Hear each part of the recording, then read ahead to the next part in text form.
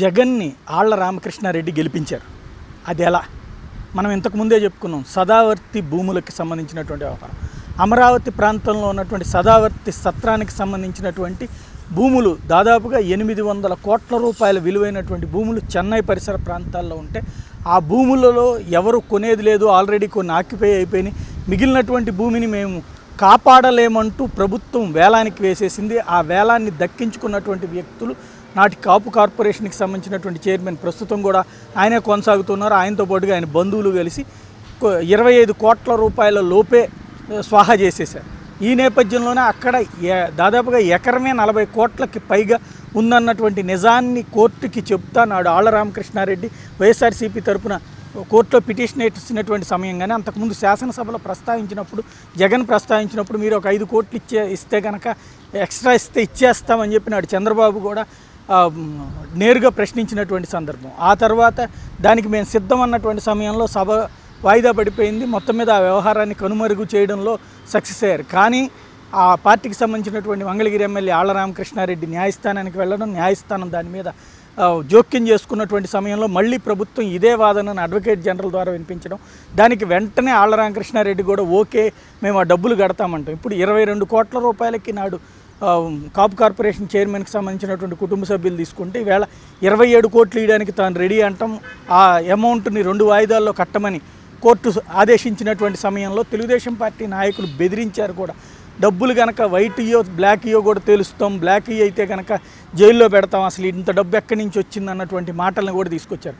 ఆ మాటల్ని పట్టించుకోకుండా, దానికి వెరవకుండా ఓవరాల్గా 27 కోట్ల రూపాయలు తీసుకొచ్చి ఈ రోజున దేవాదాయ శాఖ కమిషనర్కి డిపాజిట్ చేసి న్యాయస్థానం ముందుకు వచ్చారు ఆళ్ల రామకృష్ణారెడ్డి. దీంతో ఈ వ్యవహారంలో ఎవడి వల్ల కాదు, కొనరు అనేటువంటి కాకమ్మ కబుర్లు చెప్పినటువంటి అధికార పార్టీకి మింగుడు పడనటువంటి పరిణామం. నిజంగా అక్కడైతే దాదాపుగా ఎట్లా లేదన్నా చీఫ్ అండ్ చీఫ్గా చూసుకున్న 80-85 ఎకరాల ఖాళీ స్థలం ఇంకా ఉంది. అదంతా ప్రభుత్వం, ఆంధ్రప్రదేశ్ ప్రభుత్వానికి దేవాదాయ శాఖ హ్యాండ్ ఓవర్ చేసింది. ఒక్కొక్క ఎకరం ఎంత లేదన్నా 50 కోట్ల రూపాయలు వాల్యూ చేసేటువంటిది. అంటే 400 కోట్లు ఇవాళకి ఇవాళ వచ్చేటువంటి పరిస్థితుల్లో ఉన్నటువంటి భూమిని తీసుకుని ఈ రోజున ఈ వ్యవహారం నడిపారు.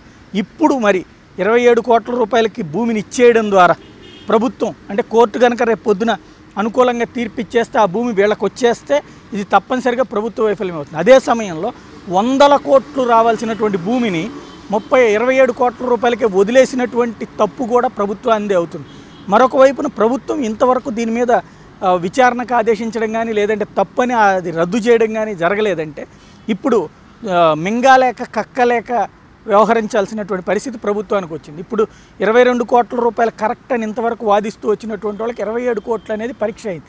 ఇంకా ఎక్కువకే కొనడానికి చాలామంది సిద్ధంగా ఉన్నారని చెప్పినప్పుడు 100 కోట్ల పైన డబ్బులు ఈజీగా ఇవ్వడానికి సిద్ధంగా ఉన్నారని నాడు వైసీపీ పిటిషన్ వేసింది. ఆ పిటిషన్కి అనుగుణంగానే ఈ మొత్తం వాదోపవాదాలు జరిగినాయి.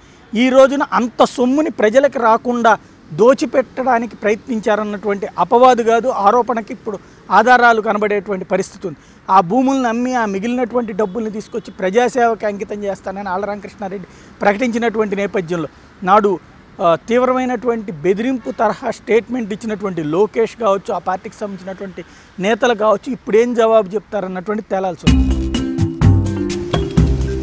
నిజాన్ని నిజంగా చెప్పడమే నిజమైన జర్నలిజం. అవాస్తవాలతో కూడిన వార్తలు సృష్టించేదే జర్నలిజం. ఒక అంశాన్ని అవగాహనతో చర్చించుకుందాం, నిర్భయంగా నిర్మోహమాటంగా మాట్లాడుకుందాం. సమాజంలో మంచి మార్పును కోరుకునే సామాన్యుల్లో ఒకడు మీ జర్నలిస్ట్ సాయి.